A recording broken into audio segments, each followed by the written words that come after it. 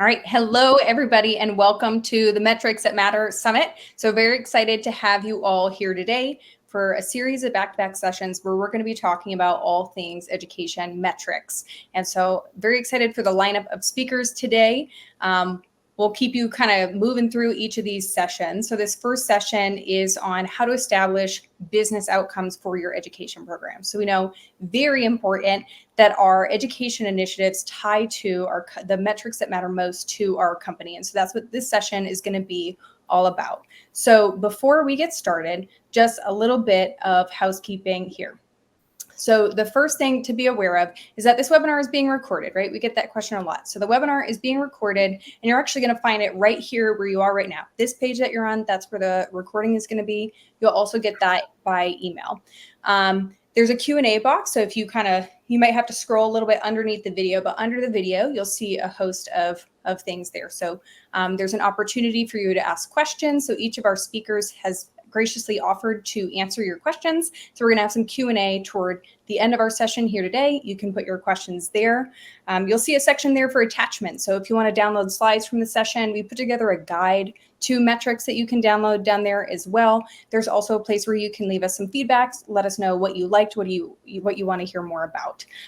So without further ado, I'm going to introduce our first guest, Dave Ibis, who's the VP of Solutions Consulting here at Intellum.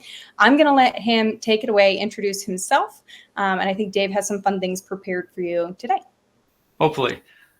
Great, everybody. Thanks. I'm crazy excited to be here, not just to kick off the Metrics That Matter kind of summit, but Shannon, I'm going to go rogue right away, and I'm sorry, but I have kind of an amazing story that I just have to tell really quickly. So y'all can see my background and my bikes back there. So literally like 4 months ago, my bike was stolen out of my garage, and I'm like a glass half full, I mean more than that. I'm like overflowing full optimist guy. Like I love everybody and I think everybody's great. And it like kind of shook my faith a little bit in humanity. Like somebody broke into my garage, stole my bike, the whole thing.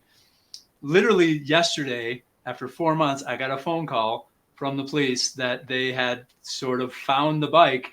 And what had happened was somebody had ditched it in somebody else's backyard. And that guy has been trying to track me down for 3 months. Like other people, right? They might just take the bike. It's a very expensive bike. This guy literally tracked me down, found me yesterday. And literally like 30 minutes before this, I got my bike back. There it is right there. So I'm excited to do the meeting. I'm also really excited to have my bike back. And I thought what I would do, let me share my screen here really quickly, is because this is all about metrics that matter, right? So the metric that matters to me right now is how often are stolen bikes recovered? Because I feel like not very often.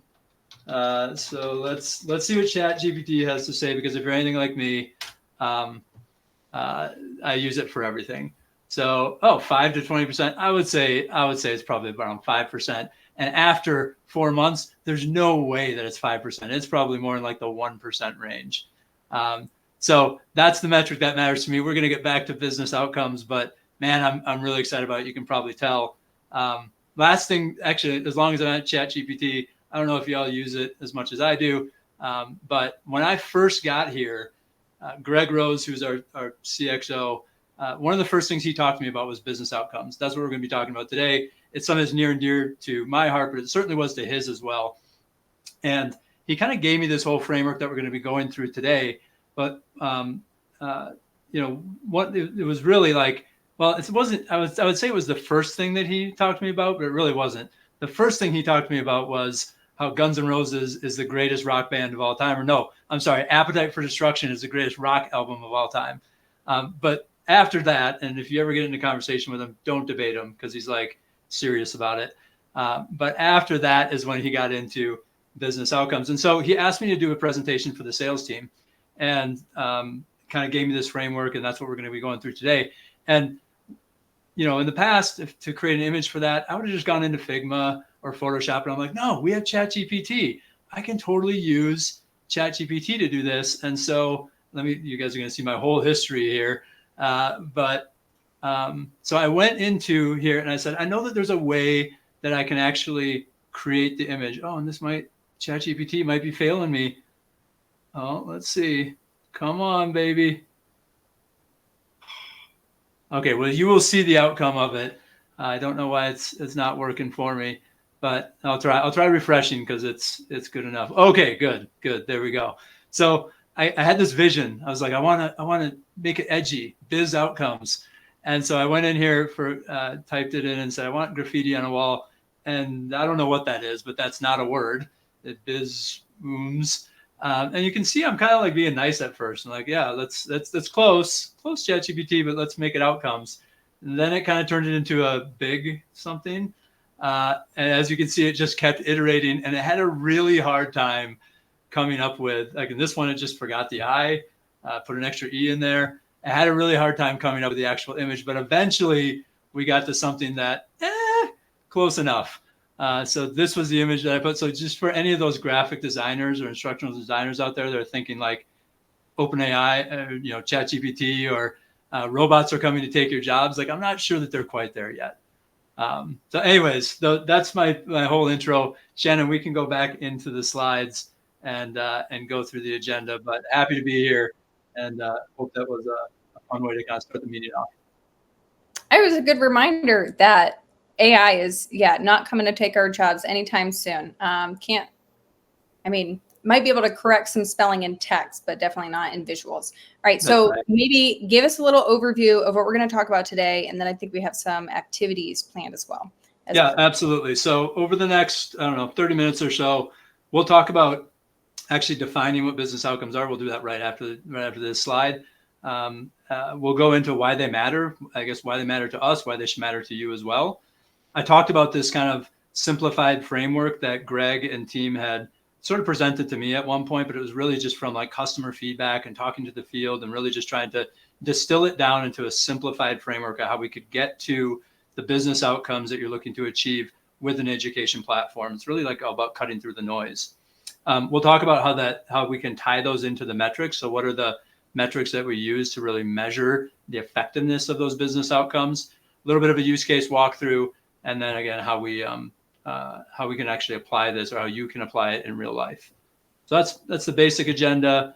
The next slide really is just, I don't know, Shannon, we might have used ChatGPT for this for this definition, but when we think about what a business outcome is, you can see the words that I have there: measurable result that positively impacts a company's performance and goals. I always think about this as just in probably even more simplistic terms. But when I'm talking to a client or a prospect or somebody about their business outcome, I'm just trying to ask them, like, what is it that you're looking to achieve with this education platform? And sometimes those things do come out as like, oh, we just want to get higher training completion, or, oh, we just want to do this. And what we're really just trying to do is level that up. Like, what really can we hope to accomplish with this education initiative? And how can we tie that to the goals that your organization has? That's sort of how I think about business outcomes. I'm going to go ahead. I'm going to share my screen because we had a little fun activity here. So if you haven't used Slido yet, you can join us at slido.com. Enter this number here, 2937188. Or if you have a cellular device near you, you can use the QR code. But just invite you to participate in this short little poll. So we have a few of these just to practice. Which of the following is an example of a business outcome? We have options being learner engagement rate, customer retention rate, number of certifications awarded, and monthly active learners. Let me know if you able to get in here, or just answer the question and then we'll know. Did the answers come up in real time? It's a good question. I believe that they do, but someone I know is going to let me know in that Q&A box if they're unable to access this for some reason. There we go. Okay, so someone is in here. Awesome. Cool. Thanks for playing with us as we learn Slido. Trying to add some more interactive elements. You'll actually see a couple interactive elements from our speakers today, giving you an opportunity to participate. All right. So survey says customer retention rate, number of certifications awarded, Dave, help us out. What's the correct answer for this one? Yeah, I mean, the field obviously got it right? So, I mean, customer retention or just retention in general is absolutely one of the business outcomes that we're going to walk through. You can think about it as customer retention, you can think about it as partner retention, you can think about it as employee retention, but it's absolutely one of those business outcomes that an education platform or learning management system can really help you drive throughout your organization. Awesome. All right, let's try this again. Which of the following is an example of a business outcome? The number of returning learners. I think if you're already on here, this should switch to the next question. Course completion rate, product adoption rate, or number of trained customers per account. I'm sorry, I also probably should have told you that there were multiple questions so that you wouldn't pop away. People are like, oh, we already did it. We're good, right? Yeah. Yes. Well, this is good. This is a good reminder that we set expectations up front. Yeah, and absolutely. The product adoption rate is really the business outcome that you're looking to achieve here. A lot of that is around growth, right? It's about retention. So that can kind of, that can go back to those. And again, we'll get into all of these different business outcomes. We can go back to one of the 4 core business outcomes that we sort of helped identify in this framework. So maybe I noticed a couple people had selected number of trained customers per account, which is a great metric to measure. Can you maybe talk about why we would not consider that to be a business outcome? Great metric to measure, but maybe not on the level of business outcome. Yeah, for sure. I mean, and it is. It's a very important metric, and it's not. Definitely want to make sure that we're not like discounting the importance of something like that. But what is your number of trained customers per account? What is that helping to drive? Like your overall outcome is not just to get more customers trained. What you want is when you train more customers, that means that they know your product better. They potentially purchase more of your product. They stick around. And when I think about those, it is retention. It is growth. It is potentially even something like performance. It could even be cost reduction, right? Because a better trained customer isn't going to be pinging your support as often. So there could be cost reduction there as well. So that's sort of how I think of like leveling those up to that next level. And this is very common. Like when we talk to, if anyone is ever in a buy-in cycle with Intellum, you will hear us asking you about your business outcomes often and early because they're very important to us for various reasons we can get into. But a lot of times we'll hear like, well, we're looking to increase our training rate. We're looking to increase our completions. We're looking to increase certifications. And what we're really trying to do is just level up to that next level. Like, but why? What does that do for you and your organization? So that's a good way to kind of think about it. Awesome. I'm going to stop screen sharing this. Y'all can pop out of Slido and we will get back. And I'm going to go rogue again, Shannon. Nope. I'm sorry. So my title currently is VP of Solution Consulting, but I've been a solution consultant for like 15, 20 years. And so I was telling this to Shannon before, I'm like, I almost have like an aversion to slides. So we will go back to the slide deck, but I thought we could try something different and actually do more of a demonstration for our little slideshow here. So let me share my screen. Make sure that shows up. I'm going to go full screen so you can't see the tabs. There we go. Can you see it all? Looks good. Another SC trick, Shannon. You got to make sure that everybody can see. Yeah. Yes, we can see. So I am actually logged into my demo portal here. One of the demo portals I have here at Intellum. This is actually our instance. I branded it very quickly with some of the metrics that matter. Summit stuff that Shannon was to provide me, but I did a couple of things here that I thought could kind of help us out. So one is you can see I have my live and upcoming here. This is the session that we're in right now. I'm like the appetizer, right? You're going to get a lot more meat probably in the other presentations here, but you can see the next 3 that are coming. So it's not just me talking today. We have a great guest speakers lined up, and hopefully y'all will be joining those after this as well. If you scroll down below, what you'll see is, oh, there's our little graffiti imagery. And so we'll click into that in a second. Oh, you also see my bike is out there. Guns N' Roses, of course, they're getting a lot of playtime today. And Shannon, just to kind of, do a little bit of foreshadowing. I know that she has recently kind of put out this great ebook that's defining, measuring, and reporting on education metrics. And I think we're going to drop that after this presentation. Is that right? Yeah. The link is actually, in that attachment section below the video. Awesome. Okay, so we're going to click into my Biz Outcomes e-learning course here. I actually built this with Intellum's Evolve course authoring tool, which, as you can see, plays in line and does not pop up in its own window. One of the various benefits of that. But you can see here, we've already gone over the what is a business outcome. I think between the Slido and some of the presentations that or some of the talking that I've already done in there, I think we're good on that.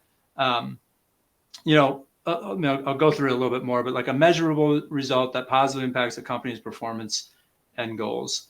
I mentioned this earlier, but we talk about these all the time in Intellum. Like if you're ever in a buying cycle, I said this earlier, you'll hear us say that. Why does that matter? Well, it matters to us because we want to understand that we want to understand what it is you're looking to achieve so that we can show you some features in the system that can help you to achieve those outcomes, or even like connect you with other clients that have been trying to do, that have those same goals so that you can talk to them and figure out how they were able to do it. But it matters for you as well for several key reasons. And the first three I want to bring up here, just maybe the three, are strategic alignment, justifying investment, and accountability. So one thing I found over time is that when we can fully flesh out this desired outcome, we can help you tie this to broader organizational goals. That can help you, have your proper alignment and buy-in from executives. So I wrote some other stuff here, but the business outcomes ensure that educational initiatives, they're directly tied to those companies' overarching goals, making those programs that you're putting forth that much more relevant, that much more impactful. And when you have that alignment, of course, like I was saying, it helps you to better justify the investment in tools, in your team, in other areas that will help you kind of drive towards those company goals. And the last one that I added on here was accountability. And I was just thinking about this one this morning, and I just decided to add it on last second. So Shannon's probably like, this wasn't in the slides, but I think about accountability from our side and accountability from your side as well. So if, when we go and try to get these business outcomes from you, one of the things that we want to make sure of is that you're holding us accountable. You've said that you wanted to grow your organization by X%. You said you wanted to retain your employees or retain customers better. And so if we know those outcomes going into it on those, kind of EBRs that we have, or, quarterly business reviews, we can start talking about those business outcomes and start showing you how the platform is able to do that for you. But it also gives you the accountability, right? It helps you hold your team accountable. It helps you hold your vendor accountable. And it helps you hold your graphic designers or people on the team accountable. Like, are we doing all of the things that we need to get to those desired outcomes with our initiatives? So there's probably more reasons than that why business outcomes matter, but I think that's a good start for it. So, Dave, quick request. Could you zoom in on your screen a little bit so we can see the text more easily? Awesome. Is that better? Yes. Thank you. Thank you for letting me know.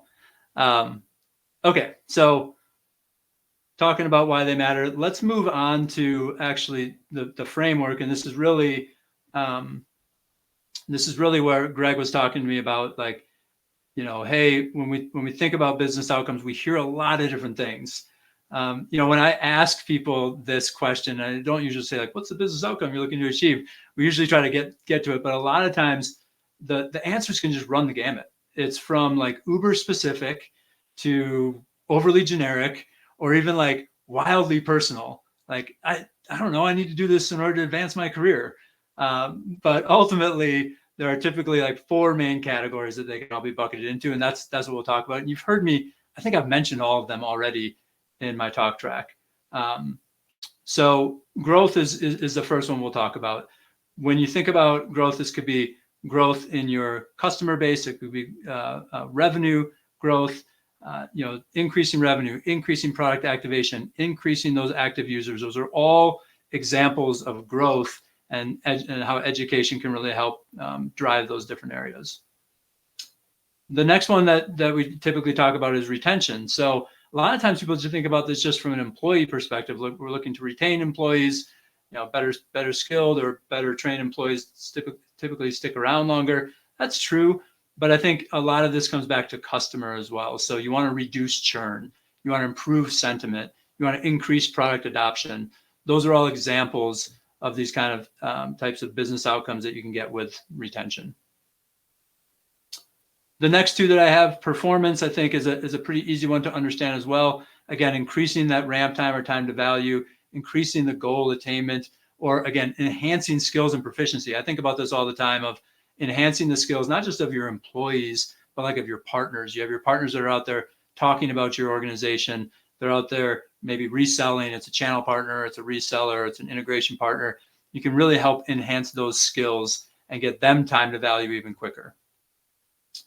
And the final one that we really kind of bucket into, and again, I know there's more business outcomes and there's probably people that are like, oh, what about this? What about this? We're really, in this framework, what we're trying to do is simplify it. And so the four, of growth and retention and performance, and then cost reduction. So a lot can go on underneath here. You saw the arrow was pointing up on all those other ones, it's pointing down here. So let's reduce content creation costs. Let's reduce those support costs, reduce onboarding costs as well. So those are typically what we talk about when we try to get to when we talk about the business outcomes that you're looking to achieve. Like that's where we try to level that up, that next level, and say, can we associate this with growth or with retention? The other thing I'll mention is like it's very rarely one of these. It's typically multiple. And so just keep that in mind. It's not like, well, I don't know exactly where this one would fit in. It's multiple and they overlap a little bit as well. Okay, so we have our 4 achievable outcomes. The next thing we would want to get to is audience, is who. And again, I was just building this and it was like there was a quote in here. And so I just added a new quote, which was Greg. He's getting a lot of playtime today too. Who said, Ibis, when you really think about it, there are only 3 audiences you are reaching with the LMS. And I'm like, Greg, usually there's people are talking about it, 10, 15 different. He's like, no, 3. Also, go listen to Appetite for Destruction. So when we think about audience, I added this in too. Who needs education? Clearly Pink Floyd doesn't need no education, but others do. So customers, partners, and employees are really what and I'm going to stick here with the customers and partners first, and we'll get into employees. But those are really the 3 main audiences that I think we can bucket into, like, who is it that you are trying to educate? So when we think about customers, I mean, this is pretty obvious, but it can be like individual users. Depending on your product and what your organization sells, this might be an individual that's needing to be trained or upskilled or onboarded or whatever the case may be. You also have prospects, buyers. So we see this a lot as well, where it's like, hey, let's go out and train those people on how to use the product before they've even purchased and get them excited about it and understanding the value of what it is that you provide. And then logos accounts are really like the B2B sales. So you're selling into businesses, those new businesses, potentially, they have very unique needs. And the ability to really be able to train them and upskill them and educate them is very important. On the partner side, this is one that we see quite often as well. Obviously, we do a lot of this partner education. And again, when we think about this, I think these are pretty self-explanatory, but channel resellers, and we'll talk about a little bit, why this matters to train them, but get them trained, get them onboarded, get them understanding your product really quickly. I bucketed a bunch of different things into one here with like services, like service partners and implementation or integration partners. Those all make sense. And those are all that we, some that we see in this partner space as well. And then agencies, things like marketing agencies, educating them on how to maybe, best place ads on your website or things of that nature. And then the final one, which is the easiest one, because we all work for some organization and we all have employees that we work with or that work for you.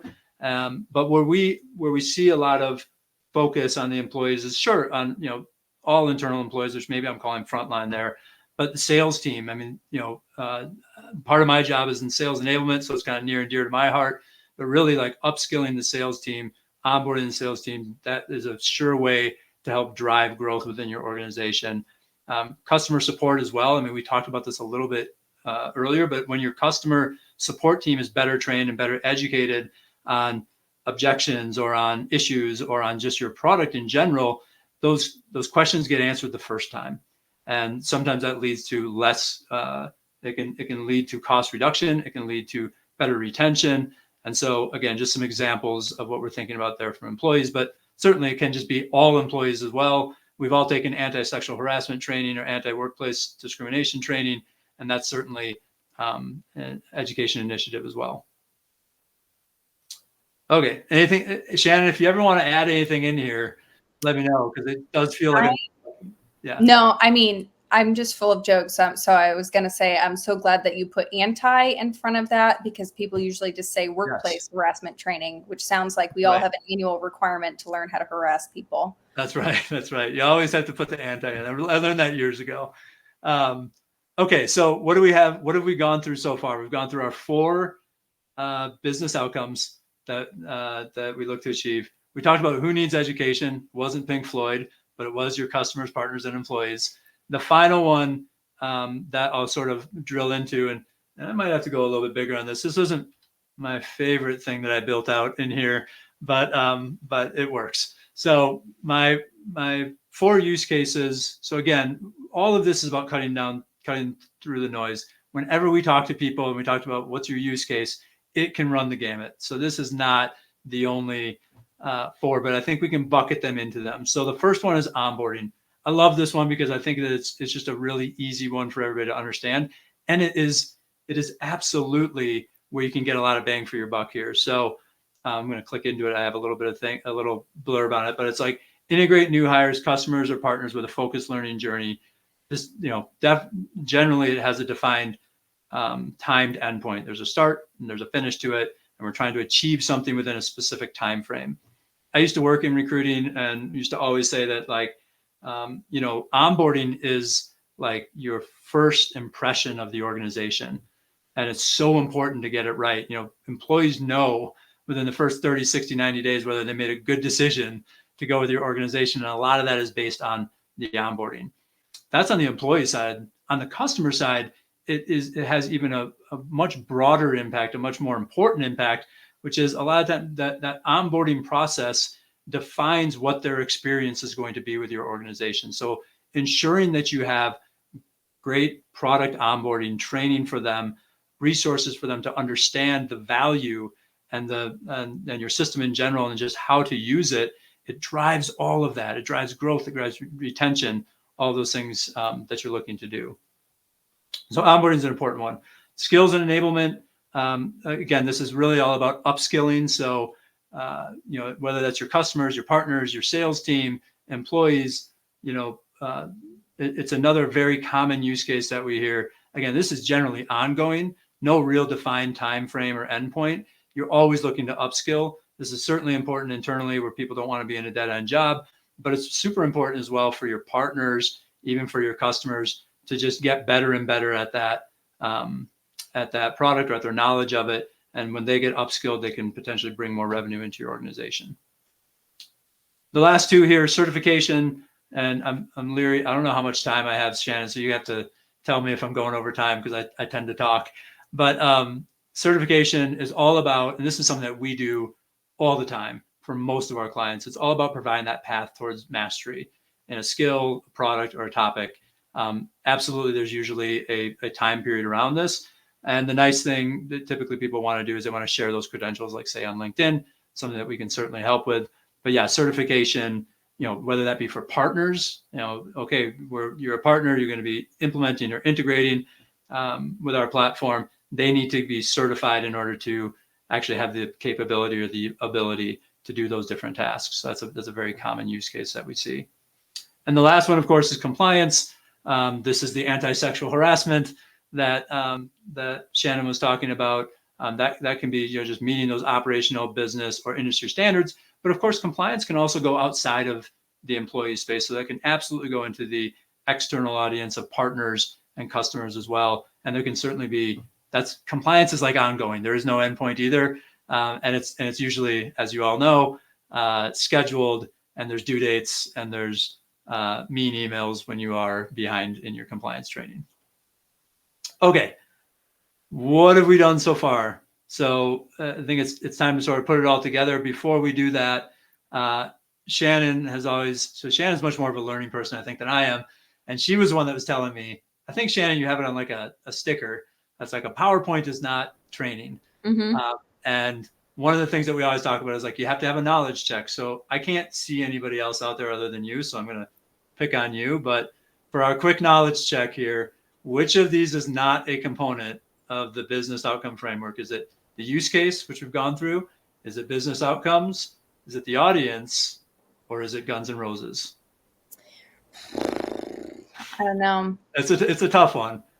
It's a tough one. Can I need my help? Probably Guns N' Roses. Probably Guns N' Roses. That's right. And if we submit this, that's right. You got it right. It's undoubtedly a great band. If Greg is watching this, I want him to know that. But it is not, unfortunately, part of this framework. So again, let's try to put this all together. And then I swear this is my last part of the e-learning, and we can go back into the slides.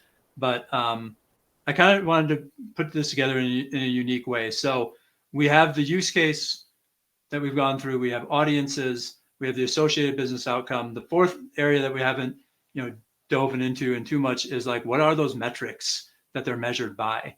And so I thought it would just be interesting to do it from the case of let's just take one use case and one audience.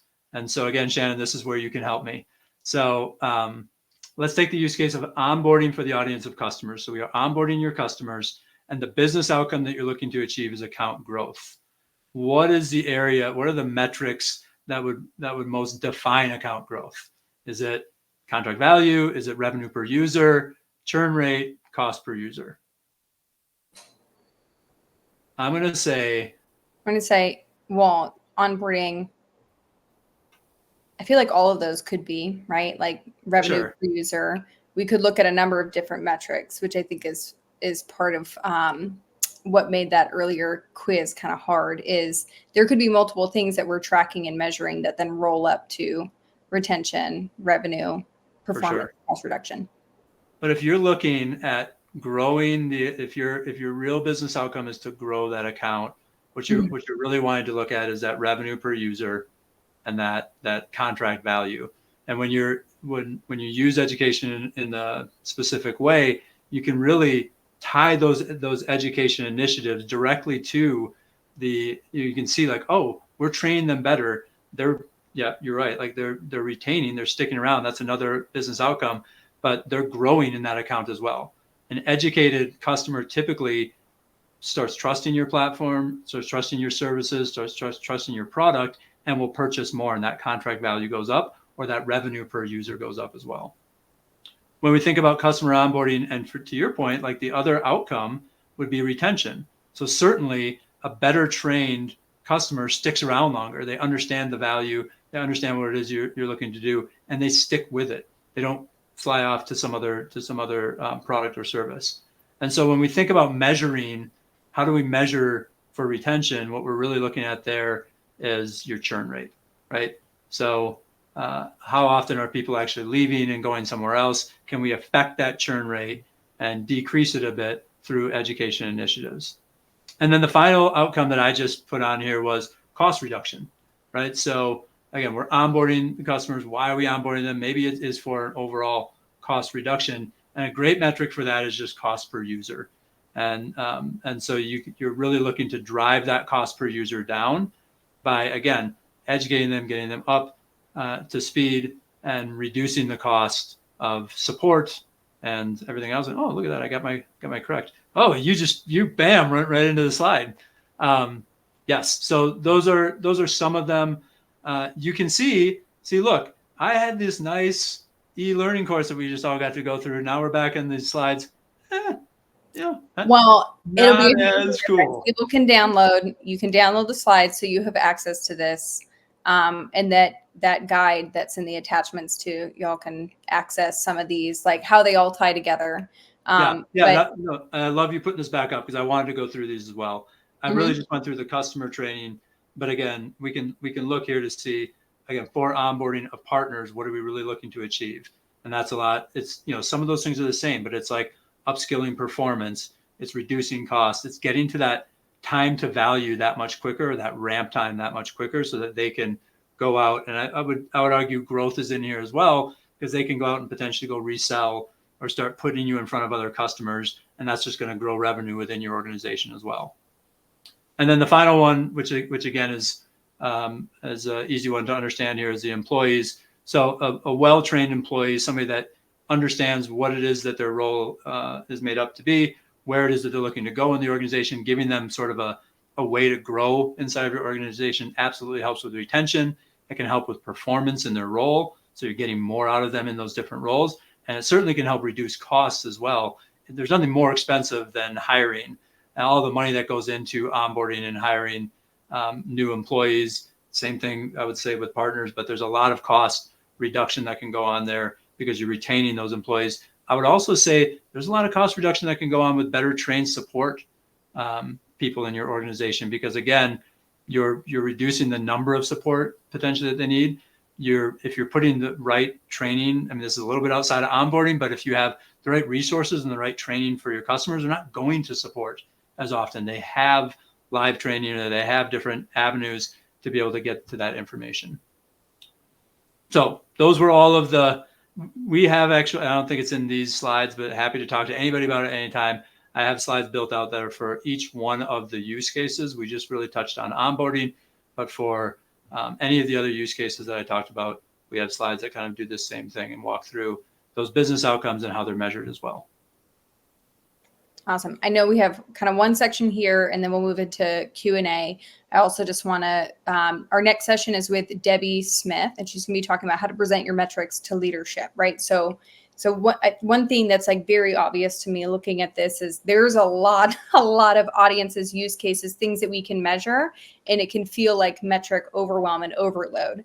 And so part of what we're hoping over the course of the day is for you to see that is normal, right? For there to be a lot of things, and that's great. But then how do we then communicate that to our leadership team so they can really see the value without getting kind of metric soup, if you will? All right. Yeah. So if we talk application, we've talked about this business outcome framework where we have the business outcomes, the audiences, the use cases that we're working toward. I do have a supporting slide here, just a visual. Yeah, I like it. Is this me talking about it? Because I'm happy to talk about it. Yeah, okay. So I always think about the same way that we kind of did this presentation, begin with the end in mind. So you start that education strategy by thinking about the business outcomes that you're trying to achieve. You can ask the executive sponsor or key stakeholders, or get with the individuals on your team or the executives in your organization to really figure out. Some organizations do a great job of having visibility into the company goals. Some do not. But if you can understand where the organization is looking to go, it becomes pretty easy to see how you can tie in your education initiatives to those broader goals. So that's usually where I say to start. You start with those business outcomes in the same way that we did today. You start with them when you think about applying this. The next thing is like moving to those education objectives. So this is like, okay, so great. What we're really looking to do is grow revenue, or we're looking to grow in these accounts. Perfect.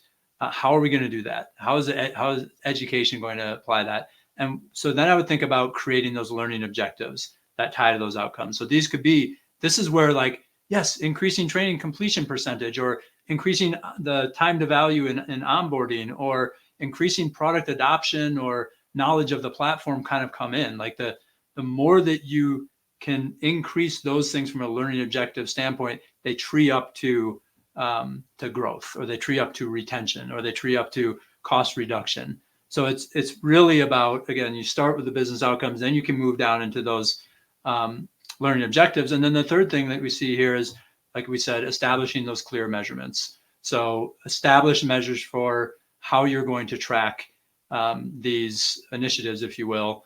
What KPIs do you need to measure? What leading indicators will show you're on track?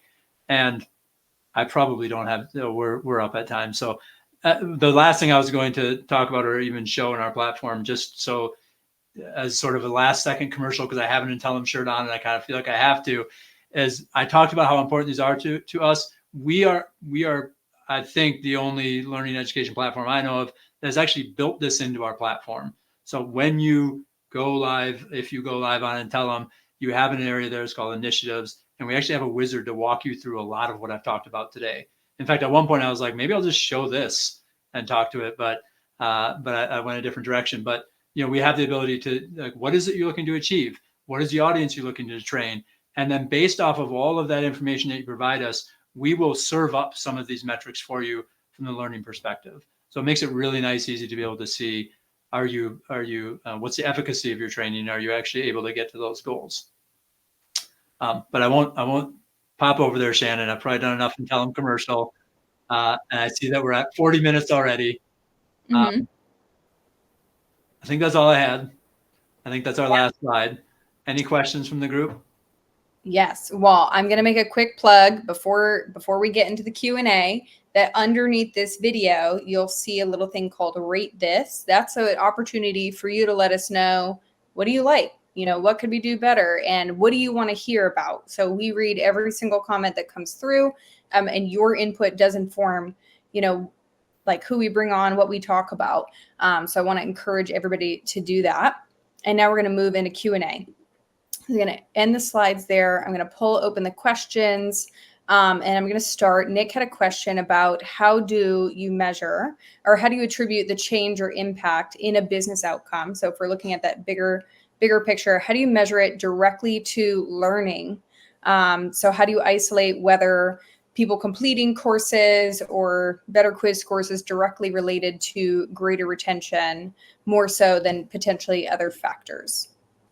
Yeah, I mean, I think it's a great question, and I think it's in a learning. One of the things that we try to do in the system is not just provide you with that data, but provide you with the access to sort of commingle that.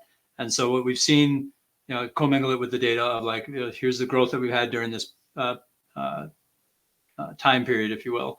And so typically, yeah, you're right. It's not just the metrics in the learning management system that are going to tell you that. You're going to need to cross-reference it against those other avenues, those other metrics.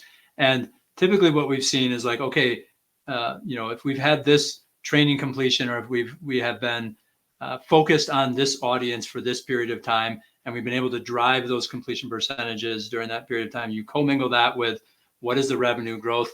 The ones that have taken more training, are they sticking around longer? Are they purchasing more products? It's those types of metrics that I think can really help drive the clarity of, oh, okay, yeah, this there is a correlation there. Is it like, bulletproof? Probably not. But I think there's a pretty easy way to correlate, like, wow, these are the customers that are actually going through the onboarding, that are taking the training, that have gone through what we wanted them to go through, and these are the ones that are sticking around or buying more products. Those are typically the outside metrics that you would look for. And to be clear, like what I was talking about in our system, those insights data, that kind of gives you that first part of the story. How are we tracking on the completions? How are we tracking on the onboarding? How are we tracking on these different areas? And then we do allow you to take that data and, again, commingle it with other outside data and kind of build out those dashboards. I also want to, the thing I love about today is it's all like one thing is going to lead to the next. So Nick, you're totally teeing up Vikas, who's going to speak, not next, but after that, he's going to talk exactly about that, how they work with their business intelligence team to show the impact of learning and certifications on their key business metrics, rather than, so he has a saying that we don't want to grade our own homework. So he's going to talk about that, how they actually show how that impacts there. I also would throw out, like, I think sometimes it's hard to measure directly, right? Because it's not just education. And so there could be other ways around it, right? Like if you do a cohort analysis of trained or untrained, whatever trained looks like, if they do the thing, if they don't do the thing. A lot of people kind of experiment, A/B test. They do onboarding, they don't, or they take this approach, they don't. Can we see a measurable difference there? And next up, when you hear from Debbie, she's going to talk about telling the story. I think a lot of it too is how do we tell that story, right? Because even marketing, right? We can't always show causation. It's more correlation or attribution.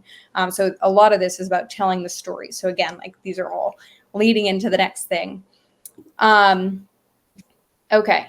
Charlotte had a question about education, like, can we share examples of education objectives or education goals?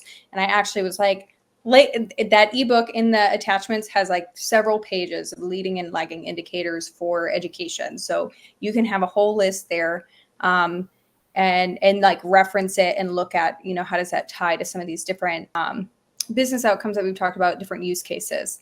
Evan had a question. Do you have suggestions for short-term onboarding metrics? So as opposed to longer term things like churn. Short term.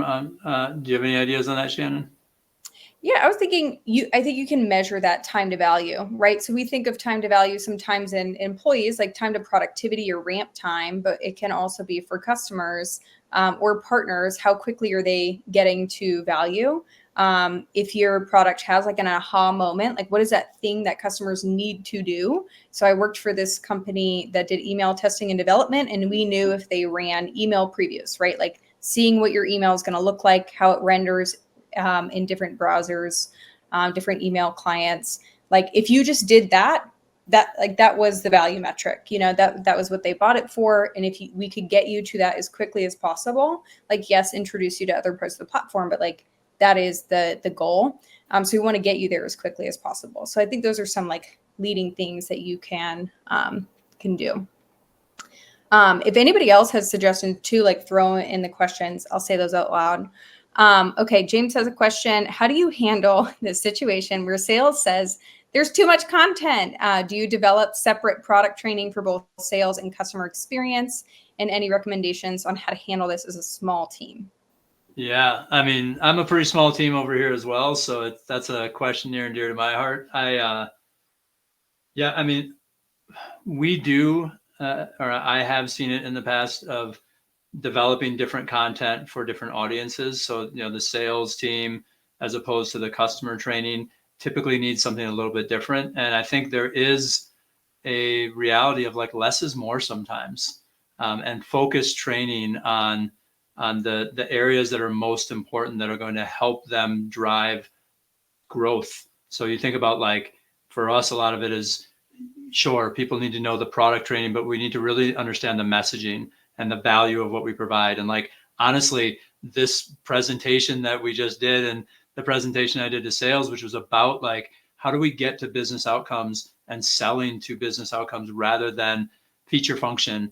And so when you think about customer training, a lot of times what you're trying to do is, yes, get value, but you're trying to teach them about the product, understand the product. They're customers at that point. They need to know how to use it and feel empowered to use that product. The sales team it's a little bit of a different audience, and it's a shift, and it's a little bit more about the messaging and how do we position the product in a correct way. And so I do feel like that it typically is a little bit of a different track, if you will. And my experience has been, like I said, less is more. I think just throwing a bunch of stuff at people and saying like, go take it, doesn't really move the needle. What typically does move the needle is like focused training on the most important areas. And Shannon, you might have more to go into on that as well. No, I think, I mean, especially with a small team, sometimes I think you do the best that you can. Where there's no, I mean, you have global companies with hundreds of education people, and they still can't always get super tailored. This is maybe where AI and personalized learning comes into play, like that could be a solution to personalized learning at scale for people. But I do think, I always like to acknowledge that there are, when you have small teams, like sometimes you're doing the best that you can, and it might be too much for people and not enough for others. And we just try to create, I know a lot of our guests have talked about like creating modular content where, a support team is probably going to need more in-depth product information than your sales team that needs to know probably more of the value props, in which case maybe that's a sales enablement team versus necessarily product education. Yeah. Okay. I always say, like, don't let perfection get in the way of good enough. Right. A lot of times what you end up doing is like, oh my gosh, it has to be perfect. And the thing I push out has to be perfect. And sometimes it just needs to be good enough to push out. So. Awesome. I think we have answered the questions that are here. Our next session is on presenting your education metrics to leadership. I popped the link to that underneath this video. If you scroll down, you should see the link to that. You should also see the sessions for today. So you can kind of click through and find the next page. And yeah, if you all like have questions, feel free to reach out. You can use that like underneath this. You can rate the session, but you can also leave questions or comments or whatever it is. Like this two-way communication thing, very much a fan of hearing from you all. So Dave, thank you for walking us through that framework. I'm looking forward to for everybody who can join us for the rest of the sessions, or if you want to watch the recordings, awesome. You'll see how this is actually applied, right? So everybody's going to be talking through how are they applying this in their real life work and some examples there. And we'll have Q&A with those folks as well. But thank you for joining us, and we will see you very soon. Thanks, everybody. Bye for now.